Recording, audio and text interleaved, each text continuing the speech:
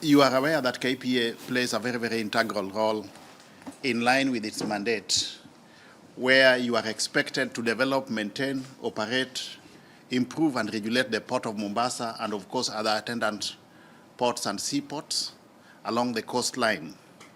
And in line with that, you have set for yourselves a very, very ambitious vision of being the world-class ports of choice. It is easier said than done. To be a world-class port of choice, it has implications. It has implications in terms of timelines for delivery of services. It has implications in terms of efficiency. It has implications in terms of effectiveness and optimality in the level of operations, which you need to conform to. That is why in your mission statement you are striving to provide efficient and competitive port services, because you are not the only player in this field. There are other players in the field, such as the port of Dar es Salaam, for example. And to maintain the level of performance and position yourself effectively in the market, efficiency and effectiveness is key. Specifically for today, we are here to evaluate the 2023-2024 performance contract.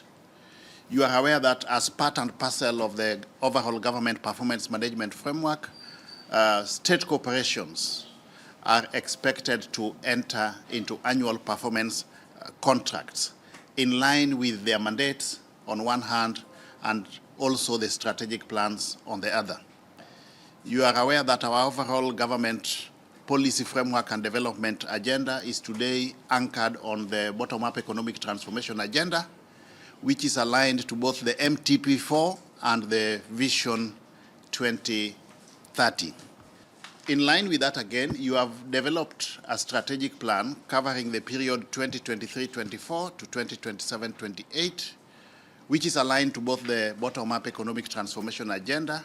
Implementation of that strategic plan, good people, is facilitated by annual work plans.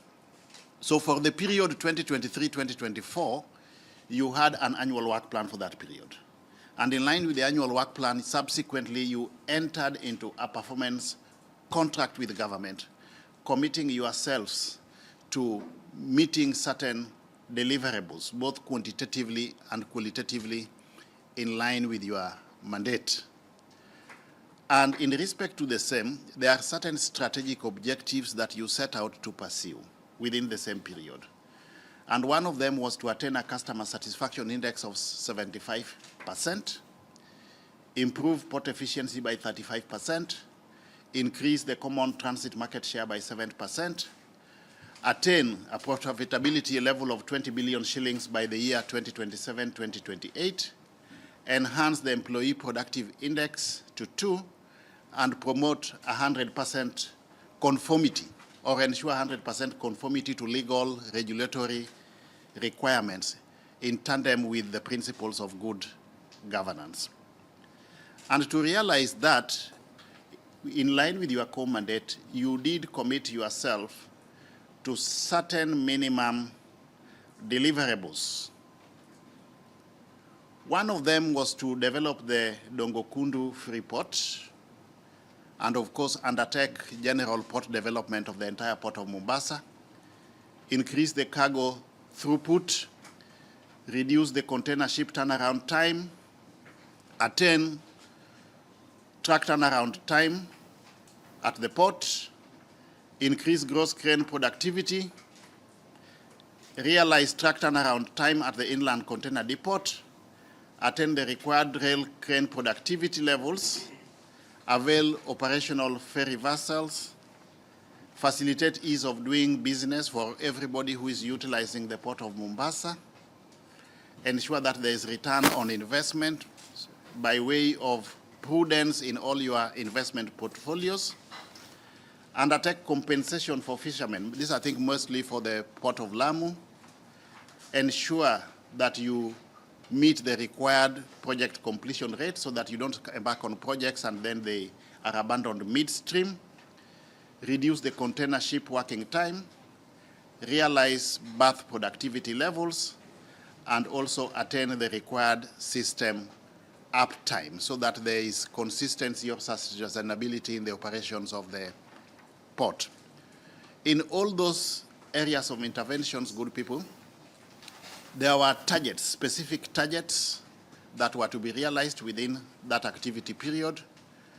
And also we had indicators of performance for each intervention. So what we are here to do now, because that contract was signed subsequent to a consultative and participatory process, the contract was verified, ratified by both sides of the contracting parties. So we are basically here to ascertain the veracity or otherwise that what you committed yourselves to achieve has been realized for that activity period. So at this point in time now, we don't have the leeway to vary the indicators. We don't have the leeway to vary the targets that were set, discussed, and agreed on at that point in time. So we are basically looking for evidence of performance, empirically verifiable evidence of performance. Moving forward, the government is taking the performance management framework very, very, very seriously. Gone are the days when performance evaluation used to be undertaken for the sake of it.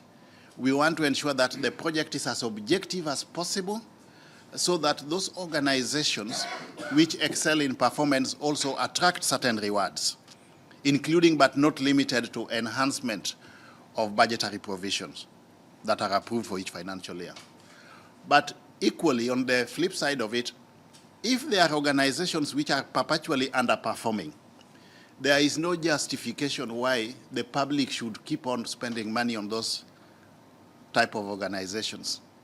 They should be allowed to die their natural death. That is the way we manage organizations today. Organizations must justify their existence in line with their mandate. To augment this process of performance management again, we are going to anchor performance evaluation and performance management into law. We already have a draft bill, performance management bill, which will soon be getting its way into Parliament so that it can undergo the necessary processes towards enactment into a performance management act so that the results of performance appraisal can be legally enforceable, backed or anchored on strong legal foundation. I also want to encourage you, and we will facilitate this, because you operate in an environment where you rely on other players to deliver on your mandate, other government agencies or other stakeholders to deliver on your mandate.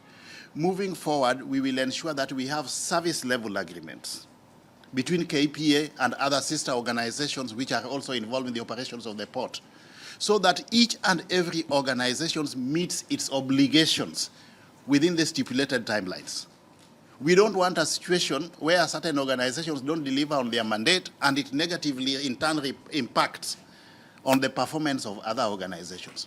So we will ensure that in each and every operational environment where we have got multiplicity of players by way of government agencies, those government agencies will have to enter into service level agreements. Like for your case, we expect a service level agreement between the Kenya Ports Authority and the Kenya Bureau of Standards, the Kenya Ports Authority and the Kenya Revenue Authority, just to mention but a few.